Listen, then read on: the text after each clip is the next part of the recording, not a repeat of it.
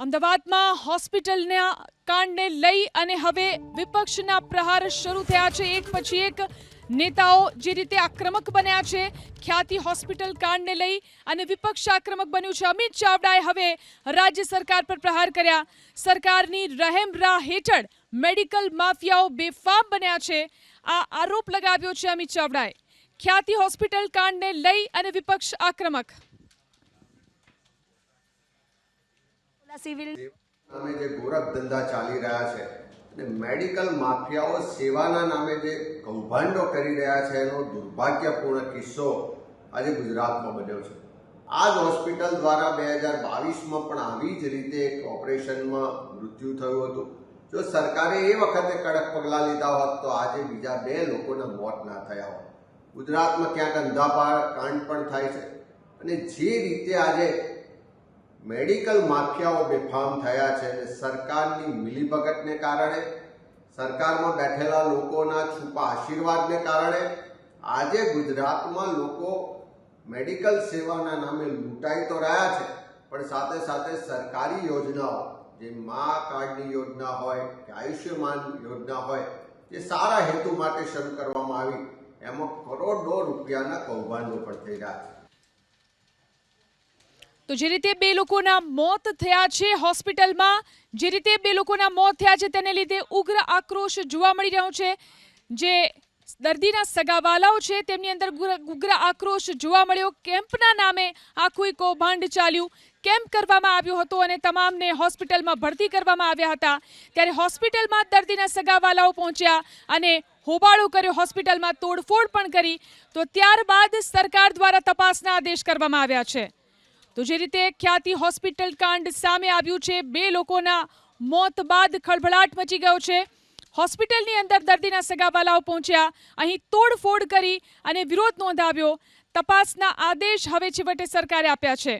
તો જે રીતે આખું કૌભાંડ સામે આવ્યું છે, કેમ્પ કરવામાં આવ્યો હતો અને ત્યારબાદ કેમ્પ કરી અને 19 દર્દીઓને ભરતી કરવામાં આવ્યા અને તેમના ઓપરેશન કરી દેવામાં આવ્યા, જેમાં 2 લોકોના મોત નીપજ્યા છે।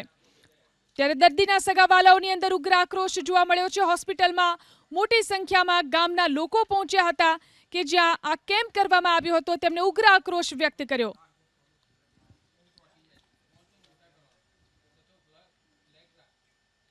તો આખું આ કાંડ કેવી રીતે આચરવામાં આવ્યું, કેવી હતી તેમની મોડસ ઓપરેન્ડી, જાણીશું અમારા સહયોગી જુહી પાસેથી। જી જુહી।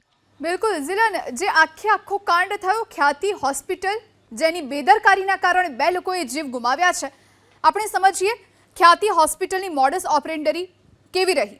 સરકારની મંજૂરી વગર ગામડાઓમાં કેમ્પની યોજના કરવામાં આવતી, આયોજન કરવામાં આવતું, કેમ્પમાં ગામના દરેક વ્યક્તિને બોલાવવામાં આવતા। આ સાથે જે દર્દી પાસે આયુષ્માન કાર્ડ હોય તેમને સારવાર માટે સૂચના આપવામાં આવતી। દર્દીઓને આધાર કાર્ડ, મા કાર્ડ જેવા ડોક્યુમેન્ટ તૈયાર રાખવા માટેની સૂચના આપવામાં આવતી। 10 નવેમ્બરના રોજ કડીના બોરીસણા ગામમાં કેમ્પનું આયોજન કરવામાં આવ્યું હતું। આ સાથે વિનામૂલ્યે નિદાન કેમ્પમાં 83 લોકોએ ભાગ લીધો હતો, પોતાનું ચેકઅપ કરાવ્યું હતું, જેમાંથી 19 લોકોને ખાનગી બસ મારફતે હોસ્પિટલમાં લઈ જવામાં આવ્યા હતા, એટલે કે અમદાવાદ લાવવામાં આવ્યા હતા, ખ્યાતિ હોસ્પિટલમાં એડમિટ કરાયા હતા। જે બાદ સોમવારે હોસ્પિટલમાં 19 લોકોની એન્જિયોગ્રાફી તો 7ની એન્જિયોપ્લાસ્ટી કરવામાં આવી હતી। આ આખી મોડસ ઓપરેન્ડી જે વર્ષોથી ચાલી આવે છે અને એ જ આ વખતે પણ થઈ। હવે મોતની હોસ્પિટલના કાળા કારનામા વિશે જાણીએ। 6 મહિનામાં જ 380 એન્જિયોગ્રાફી કરવામાં આવી ચૂકી છે। આ સાથે 220 એન્જિયોપ્લાસ્ટી અને 36 બાયપાસ સર્જરી 6 મહિનાની અંદર કરવામાં આવી। આજે આંકડા પ્રાપ્ત થઈ રહ્યા છે, સરકારના 3,66,87,143 રૂપિયા ખંખેરી લીધા છે ખ્યાતિ હોસ્પિટલે। કાર્ડિયોલોજીના 605 કેસમાંથી 2,77,00,000 રૂપિયા ચાઉ કર્યા।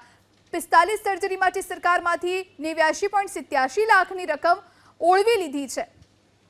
તો મોતની હોસ્પિટલના કાળા કારનામા સામે આવ્યા છે, એક બાદ એક પર્દાફાશ થઈ રહ્યા છે અને હવે પીડિત પરિવારો ન્યાયની આશા રાખી રહ્યા છે। ઝિલન।